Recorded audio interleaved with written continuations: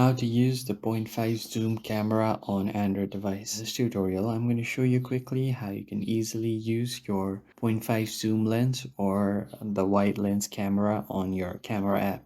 So this function is only available if your phone has a wide angle camera, but if your phone does not have that, it will not work on your device. So just make sure that you have a phone with a 0.5 camera. Now, first thing you want to do is launch your camera app. And here you will see different options to zoom. So for example, if I click on this 2, it will zoom up 2x, and if I bring it back to 1, it will be the default. Now if I go to 0.5, it will now zoom out and enable my wide angle lens, and now it will capture different details on the wide angle. Now if I go back to 1, it will be the default. There is another way that you can do it is just by pinching out.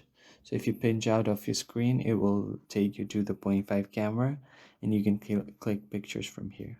And that's how you can enable 0.5 zoom camera on your Android device. If you found the video helpful, hit the like button and subscribe to the channel. I'll see you on the next one.